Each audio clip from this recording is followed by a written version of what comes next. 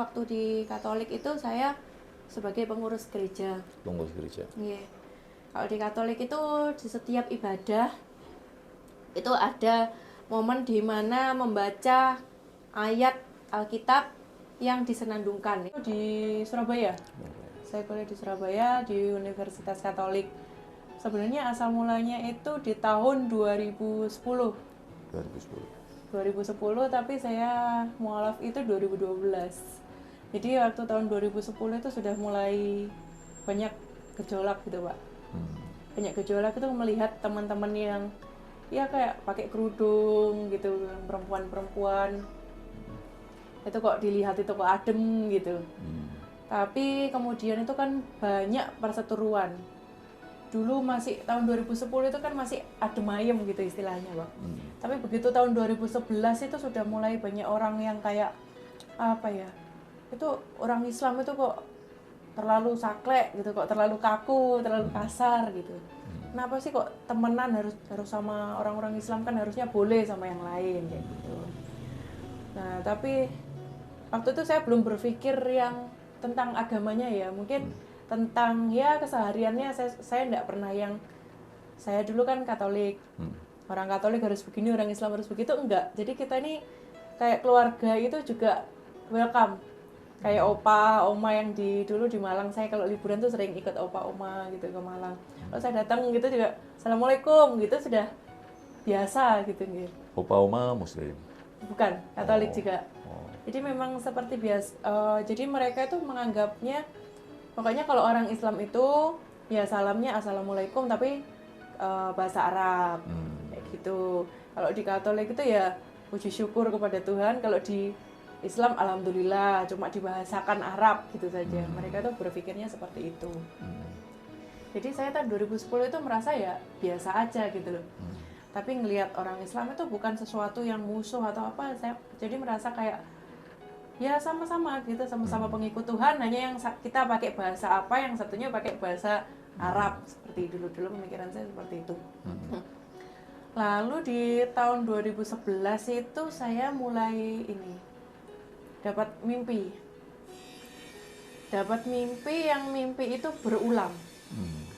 Waktu sampai sekarang pun saya masih ingat gitu. Biasanya kalau habis mimpi itu kan lupa kayak kisahnya seperti apa, di tengahnya ingat sebagian, kalau ini tuh ingat total gitu. Jadi tahun 2011 itu saya mimpi saya lagi di sebuah lokasi yang sangat luas. Terus di tengah itu ada orang pasang api unggun. Api unggunnya makin lama makin besar. Itu banyak gerombolan orang. Dan gerombolan orang itu pakai jubah. Ada yang pakai jubah putih, ada yang pakai hitam. Tapi nggak ada yang orang Indonesia. Jadi tuh kayak orang mana gitu loh, Pak. Jadi bukan orang Indonesia. Jadi yang pakai jubah putih, ada yang pakai baju hitam. Pokoknya yang orang-orang ya mungkin kalau orang-orang seperti orang-orang Israel, ada yang Israel, ada yang orang Arab, campur jadi satu tuh di situ. Nah, itu kayak ada orang-orang itu dibakar di tengah itu. Dibakar gantian, dibakar tuh semua orang tuh bersorak rame-rame di situ, tapi nggak kelihatan wajahnya. Ya cuma badan sama baju mereka masing-masing. Waktu itu saya di lingkaran itu, saya agak di belakang, saya sendirian di situ. Ada anak kecil perempuan itu lari ke arah saya, tapi nggak berhenti, dia tuh cuma lari itu sambil ngeliatin saya gitu, ngeliatin saya, tolong gitu. Ya, dia tuh tolong, kayak minta pertolongan, dia tuh seolah-olah takut mau dibakar, mau dipegang sama orang-orang itu. Minta tolong, dia lari masuk ke rumah. Waktu itu ada suatu rumah itu gelap, kosong, tidak ada orang sama sekali. Kemudian waktu dia mau ke rumah itu, saya datengin, Dek, kenapa gitu, tolong saya kakak, tolong. Udah gitu tolong, dia lari. Terus udah itu saya bangun. Beberapa minggu kemudian saya mimpi persis seperti itu. Persis, nggak ada bedanya, persis seperti itu. Tetap dengan orang jubah putih, hitam, sama sekali saya nggak kelihatan mukanya. Tapi saya masih ingat muka anak kecil itu. Anak kecil itu mukanya bersinar, cantik, cerah gitu, pakai baju putih, lari-lari. di angle yang sama dia lari dari arah sana. Di mimpi yang kedua dia berhenti. Kalau di mimpi yang pertama dia kan lari-lari gitu.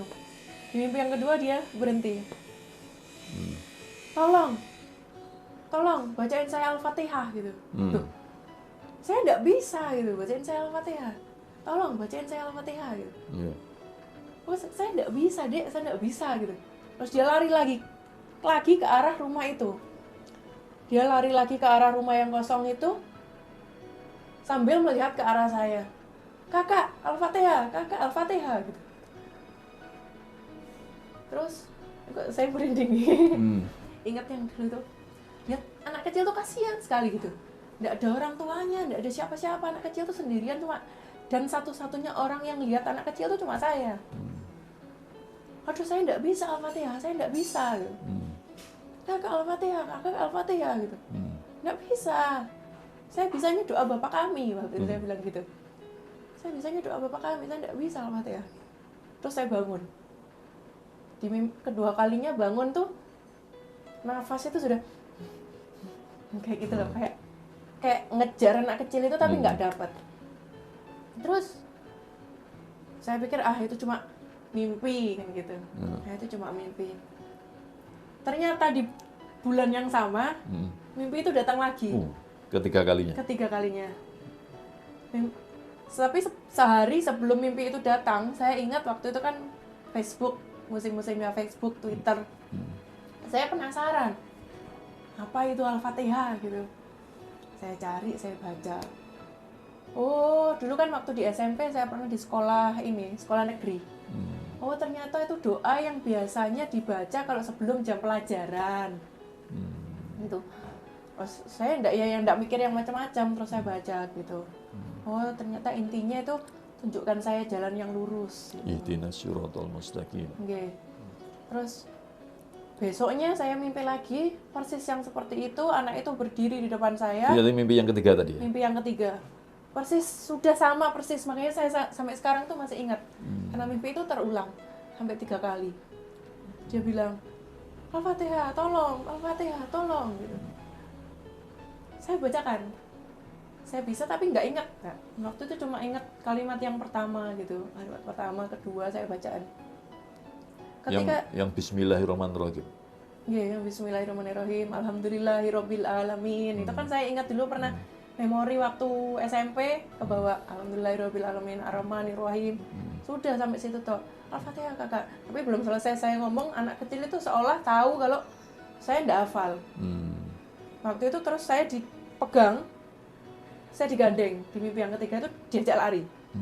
Diajak masuk rumah itu. Sembunyi di sini. Seolah-olah anak kecil itu bilang gitu. Tapi dia cuma ngeliat mata. Sembunyi di sini. Nanti dibakar sama orang-orang itu gitu. Masuk ke sini. Saya masuk di situ tuh lama sama anak kecil itu. Nah, di situ dulu waktu SD dulu kan saya sekolah di SD Katolik Tulungagung.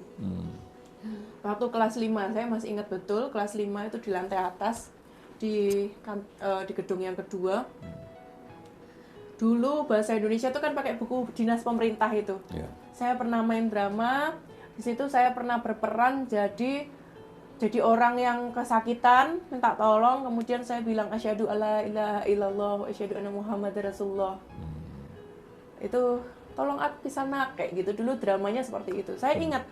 Kemudian di dalam ruangan itu sama anak kecil perempuan itu kan dia minta saya baca Al-Fatihah, saya enggak bisa. Terus saya ingat satu-satunya yang dalam bahasa Arab itu saya cuma bisa itu gitu.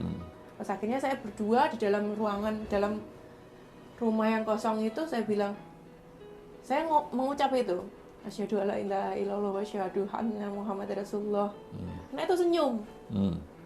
Atau senyum, terus kayak dia mau peluk saya, tapi kayak dia mau peluk datang gini, tapi kayak cahaya hilang. Jadi saya tinggal sendirian di ruangan itu, di rumah kosong itu. Terus bangun lagi saya, Pak. Kemudian saya bangun dengan kondisi yang sama, kaget, megap-megap gitu. Nafas susah gitu. Gitu. Terus saya ingat akhirnya habis itu saya nggak kuliah hari itu. Itu kan waktu saya masih kuliah di kos. saya bangun, saya nggak kuliah. Saya merasa kok nggak enak gitu, kayak kesiangan sekali, padahal waktu itu kos-kosan sama kampusnya deket, cuma 10 menit jalan kaki. Saya nggak kuliah. Situ saya twitteran, terus nge-follow akun Ustadz Felix Xiao. Saya baca-baca gitu, yang dulunya lewat ya cuma lewat, biasanya kan saya nge-retweet kata-kata beliau yang motivasi tapi nggak berbau agama. Ya udah saya sering retweet gitu. Kemudian saya main Facebook. Nah kok tiba-tiba saya main Facebook itu sering muncul Al-Fatihah itu tadi. Dalam bentuk gambar, kan biasanya teman-teman itu bikin dibuat gambar gitu loh. Buat gambar. Saya mulai membaca di situ. Terus di situ saya mulai berpikir, kebetulan dulu memang waktu di Katolik itu saya sebagai pengurus gereja. Pengurus gereja. Yeah. Kalau di Katolik itu di setiap ibadah itu ada momen di mana membaca ayat Alkitab yang disenandungkan, itu namanya Mazmur. Dulu saya juga pemazmur. Jadi saya naik ke mimbar itu sudah makanan sehari-hari istilahnya. Terus saya pernah jadi misdinar yang melayani Romo pakai jubah itu. Waktu misa itu ya? Iya, waktu misa 5 tahun jadi misdinar, dan pernah 1 tahun menjabat jadi ketua misdinar juga. Nah di situ saya merasa kalau misdinar itu jubahnya kita harus menutup, jadi yang menutup tubuh itu saya sudah biasa, kan misdinar tuh bajunya longgar gitu. Longgar pakai rok terusan. Terus yang haid, siapa yang haid kalau bisa jangan, tapi kalau memang tidak ada penggantinya ya tidak apa-apa. Kalau haid itu jangan naik gitu loh. Jangan naik ke misdinar. Nah karena saya pemazmur dulu juga, saya sering baca ayat-ayat Alkitab gitu. Jadi saya hafal, saya pernah ikut lomba juga. Jadi kayak surat-surat di Alkitab itu, Matius, Markus itu saya hafal urutannya. Nah semakin saya pelajarin, saya baca Alkitab itu kok hati saya tuh teringat sama mimpi itu loh. Kan kok kita tuh harus ke jalan yang lurus. Saya ingat sama mimpi itu. Saya ingat, jadi kejadian mulai yang Yesus disalib, dikhianati orang-orangnya. Di saat sebelum dia disalibkan, itu dia pergi Gunung Sinai, dia berdoa, dia meneteskan air mata, berdoa ke Bapaknya, minta tolong. Yesus ketakutan di situ. Nah di situ saya berpikir, kalau Yesus itu Tuhan itu artinya yang tertinggi. Kemudian dia berdoa kepada siapa? Pasti kalau dia berdoa, berarti ada sesuatu yang lebih tinggi daripada dia. Sampai dia menangis. Kalau dia Tuhan, kalau siksaan manusia, pasti dia nggak akan menangis. Tapi kalau dia sama-sama manusia, nabi kayak gitu, pasti ada sedikit rasa takut. Tapi kalau dia memang Tuhan yang paling tinggi, dia nggak akan takut sama manusia. Kenapa dia harus takut? Gitu. Nah, di situ saya mulai bergejolak itu 2011. Nah, kemudian di situ saya ketemu sama yang sekarang jadi suami, dulu teman. Dulu teman, waktu itu belum ada hubungan apa-apa ya, teman. Belum connect gitu. Tapi dulu. Teman kuliah? Bukan, saya sama suami selisih 9 tahun. Dulu ya teman main gitu, saya juga punya pacar, dia juga punya pacar. Dulu kan ya kalau masih belum di Islam kan nggak tahu kalau pacaran itu nggak boleh gitu ya. Waktu di mobil itu kita bercanda itu iseng. Itu setelah itu kejadian berapa bulan saya sudah nggak kepikiran lagi, mimpi itu sudah terlupakan. Sudah nggak saya pikirkan apa-apa, saya sudah aktivitas kuliah seperti biasa. Di mobil itu ada teman itu godain, kamu daripada pacarmu jauh kamu sama ini aja gitu loh. Nggak mau lah gitu, nggak mau lah, kalau mau ya masuk Katolik gitu. Terus waktu itu suami bilang, dulu kan masih temen, enak aja ya kamu masuk di Islam gitu. Hmm. Habis itu ya cuma bercanda-bercanda gitu. Cuma bercanda-bercanda, nggak tahu kok kita ini semakin dekat. Kita semakin dekat, waktu itu saya main ke rumahnya sama teman-teman juga. Main di rumahnya itu saya lihat sosok bapaknya, papa mertua. Papa mertua itu nggak banyak bicara. Tapi dia tuh kelihatan dingin, sejuk, adem gitu loh. Dia lewat itu paling cuma senyum gitu.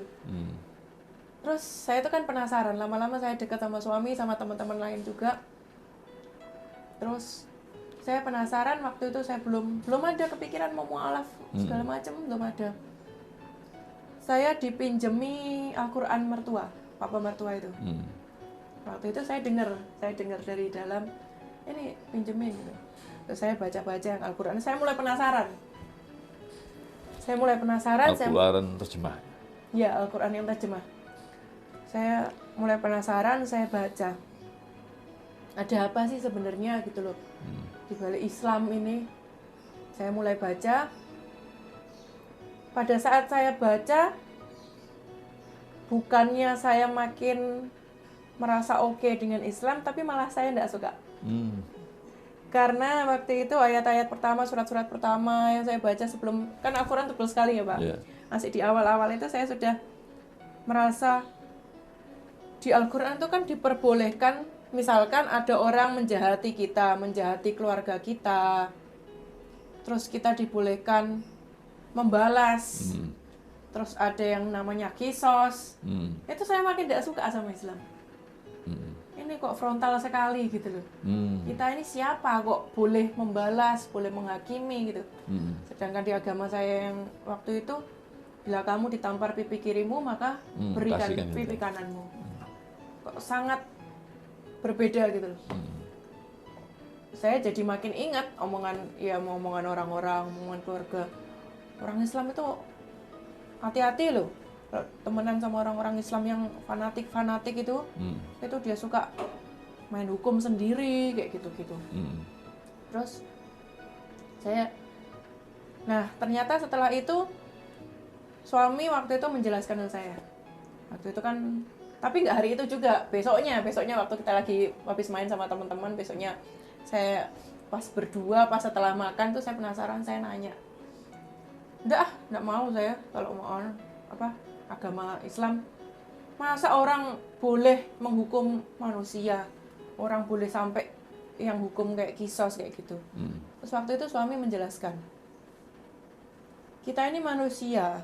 Saya masih ingat betul itu kata-kata suami. Kita ini manusia. Kalau kamu disakiti orang sampai sakit, apa mungkin hatimu masih bisa totalitas baik sama dia? Misalkan orang itu jahat sama kita.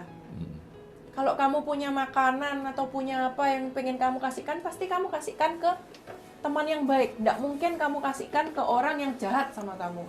Yeah. Kita ini manusiawi gitu. Kita memang diperbolehkan untuk menghukum, tapi itu semua ada runtutannya. Nggak boleh dosanya apa, sebesar apa, itu nggak boleh main hakim seenaknya. Semua itu ada aturannya. Oh gitu. Saya pernah, oh iya. Terus saya baca lagi di lembar-lembar berikutnya, ternyata itu bersinambungan, ternyata ada penjelasannya di belakangnya. Kamu boleh membalas orang yang tidak suka sama kamu boleh ikut tidak suka sama dia, kamu boleh tidak menyapa dia, intinya begitu. Tetapi jika kamu memaafkan, itu akan jauh lebih baik. Oh, jadi ternyata kita diberi dua pilihan. Kalau ada orang yang jahat sama kita boleh menghindar atau kita boleh memaafkan. Kalau kita memaafkan, pahalanya akan jauh lebih besar. Oh, jadi seperti itu. Terus di situ saya sambungkan dengan ditampar pipi kirimu, maka berikan pipi kananmu. Itu akan lebih baik, itu kedamaian. Jadi kalau kita dijahati orang gini, kita sedih, kita masih boleh lihat orang itu sambil senyum.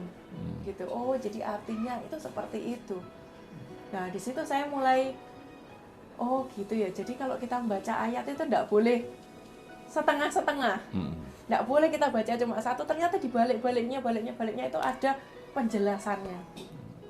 Nah, beberapa saat kemudian pada saat saya tidur, Saya bangun, saya mulai ingat mimpi yang itu. Mimpi yang itu, kemudian saya penasaran. Terus kemudian waktu itu saya penasaran, saya nonton YouTube Dr. Zakir Naik. Alhamdulillah kebetulan saya bisa bahasa Inggris juga, jadi saya kalau nyimak ceramah-ceramahnya beliau itu paham. Di situ dia bilang, coba sebutkan, dia menantang salah satu orang yang ikut dakwah beliau, sebutkan ayat-ayat Alkitab yang menjelaskan Yesus bilang bahwa saya ini Allah. Dia tidak pernah, yang ada hanyalah Allah Bapa. Dan Yesus pernah minta tolong kepada Allah Bapa. Jadi memang betul Allah Bapa. Kalau di Katolik itu kan ada 3 gitu, Pak. Allah Bapa, Allah Putra, Allah Roh Kudus. Ternyata ini memang betul, tapi dengan penafsiran yang salah. Jadi Allah Bapa ini memang Tuhan Allah yang paling tinggi. Nah, sedangkan Allah itu kalau memberikan wahyunya kepada para nabinya melalui malaikat. Malaikat yang diutus. Nah, itu malaikat itu yang utusan itu, wahyu-wahyu itu mungkin yang sebenarnya, ya mungkin ya saya nggak tahu, tapi pemikiran saya kan mungkin itu dari Allah ke nabi. Jadi agama ini ada itu karena Allah ke nabi. Di antara dari Allah ke nabi ini ada media yang naik turun dari kerajaannya Allah ke dunia ke nabi. Itu ya malaikat itu kan tidak berwujud manusia. Itu penafsiran waktu itu ya? Penafsiran waktu itu tidak berwujud, berarti Yesus ini bukan Allah, Yesus ini nabi. Nah, ketika saya mulai berpikiran seperti itu, berarti yang benar menunjukkan Yesus ini nabi itu ya cuma di Al-Quran. Gitu, saya memikirnya seperti itu. Bahkan Zakir Naik itu bilang, ada ayat, itu akhirnya saya sampai ngambil Alkitab, saya baca. Perempuan itu jika beribadah akan baik jika dia menudungi kepalanya. Terus saya ingat patung-patung Bunda Maria. Zaman dulu perempuan suci yang dipilih, suster-suster, itu mereka menutup kepalanya. Oh iya ya. Tapi selama ini kalau kita ikut ibadah itu nggak dijelaskan secara rinci, hanya sepotong-sepotong, dan ayat itu nggak pernah disebutkan gitu. Padahal itu ada dalam Alkitab. Kenapa gitu? Saya mulai bertanya-tanya, kok nggak disebutkan gitu? Dan ternyata laki-laki ini memang kedudukannya di atas perempuan. Ternyata di Alkitab itu juga disebutkan seperti itu. Kemudian Yesus mengajar atas malaikat Jibril datang kayak gitu. Oh iya benar berarti gitu. Waktu itu saya mikirnya, ternyata Yesus ini bukan Tuhan. Saya salah kalau Tuhan Yesus itu salah. Tuhan itu Allah. Kalau kita membaca dalam huruf yang lain, dalam arti yang sebenarnya itu disebut Allah. Jadi Tuhan kita ini Allah. Nah, waktu itu saya sudah mulai ingin pindah agama, karena saya merasa menemukan kebenaran di dalam Alkitab itu yang menjelaskan tanda tanya saya di agama saya yang sebelumnya. Ya, menemukan jawaban ya. Iya betul. Terus dulu ada orang yang bilang sama saya, keluarga juga, Yesus itu Tuhan, dia bisa menghidupkan orang mati. Ternyata yang melakukan mujizat itu banyak nabi, tidak hanya Yesus. Jadi melakukan suatu keajaiban itu belum tentu dia Tuhan. Dia nabi yang diberi kuasa oleh Allah melalui malaikat. Di situ saya semakin paham. Akhirnya waktu itu sudah pengen masuk Islam, tapi ya bingung gitu gimana ngomong ke orang tua gitu. Dan waktu itu setelah itu saya juga pacaran sama suami bilang, kalau mau nikah saya enggak maksa kok. Suami waktu itu bilang, saya enggak maksa kamu. Bahkan waktu itu suami pernah waktu kenalan sama orang tua ikut ke gereja. Ikut saya ke gereja, dia masuk ke gereja tapi enggak ikut ibadah. Dia hanya masuk menghargai, ikut masuk penasaran. Terus dia ikut di dalam itu, dia pulang tanya sama saya, kok gitu ya, kok kamu menyembah, bersujud ke depan, terus kamu minum-minum di acara ibadah, kamu minum-minum. Dia kayak menjelaskan, ini darahku, kayak gitu-gitu, kok aneh ya gitu, coba kamu baca. Terus saya pulang itu, saya akhirnya pinjam Al-Quran mertua itu, saya pinjam, saya baca lagi. Meskipun waktu itu suami bilang, nggak apa-apa, saya sama kamu itu apa adanya kok, saya nggak peduli mau agamamu apa. Tapi memang sayanya yang pengen, saya pengen masuk Islam. Saya mulai serius sama suami, waktu itu masih 2011 akhir. Saya mualafnya itu 2012. Itu beberapa bulan sebelum menikah.